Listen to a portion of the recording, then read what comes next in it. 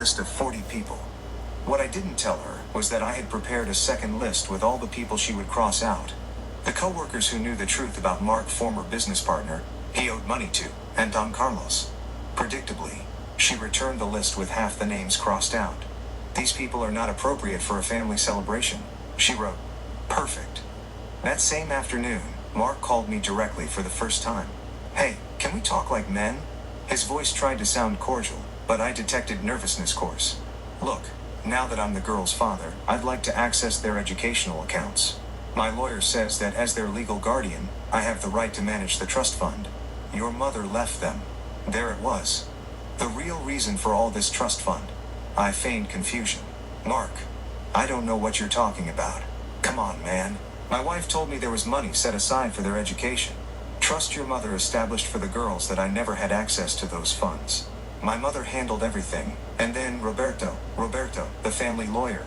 But honestly, he never told me exactly how much was in there. There was a long pause. Could you give me his number? Sure. I gave him Roberto his number, knowing exactly what would happen. He hung up quickly. The next day, Roberto called me, dying of laughter.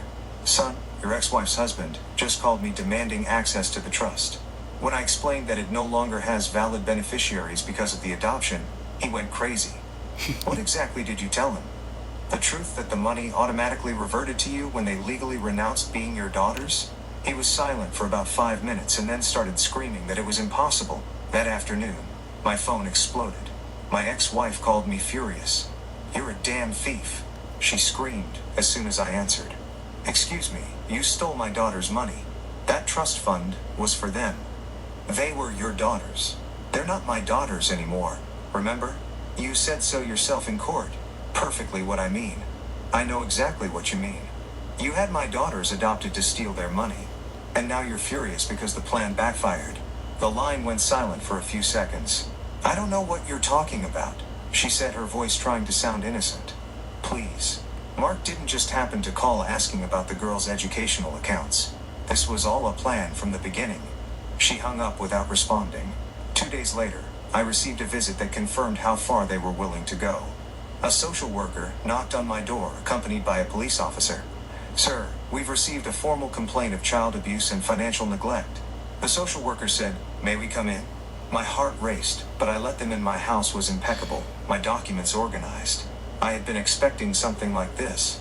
Complainants allege that you denied basic financial support to minors for years, causing them severe psychological trauma. Who are the complainants? Your ex-wife and her current husband.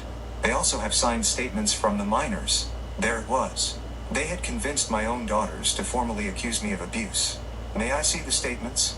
They showed me the documents. Sophia and Camilla had signed sworn affidavits alleging emotional deprivation, intentional, financial neglect, and psychological damage due to inadequate living conditions. These are very serious accusations. The officer told me, if proven, we're talking about criminal charges. I understand. Can I have a few minutes to look for some documents? I went up to my room and came back down with a box full of papers, bank statements, paid tuition, bills, school supply receipts, medical bills, everything I had saved for 15 years. Here are all the expenses I covered for the girls for 15 years. Private tuition, private health insurance, extracurricular activities, clothes, food, all documented. The social worker reviewed the documents for half an hour. Sir, this clearly shows you have covered all basic expenses and more. Is there any reason why the minors would sign these statements?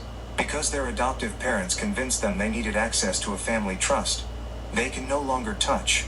I explained the whole situation with the trust, the adoption, and Mark's call. The officer and the social worker exchanged glances. Do you have proof that the adoption was motivated by money? The officer asked.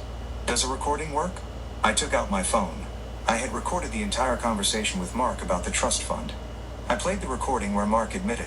His lawyer told him he had the right to manage the trust and wear his. Frustration was clear when I told him I knew nothing about the money. This is highly irregular.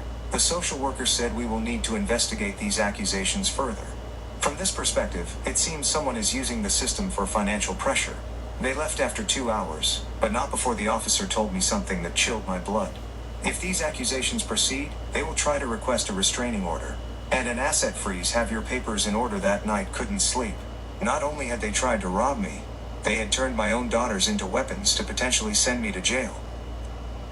And that's what I caught the heaviest in this specific section. Weaponizing kids. See, the ex-wife doesn't care.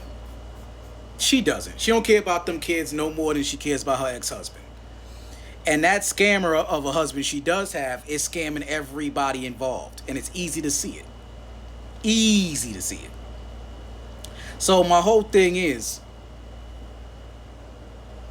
have any of you that may be watching this that are parents, has anyone ever tried to weaponize your own kids? Or when you were a kid, did any of your parents ever try to weaponize you against one another?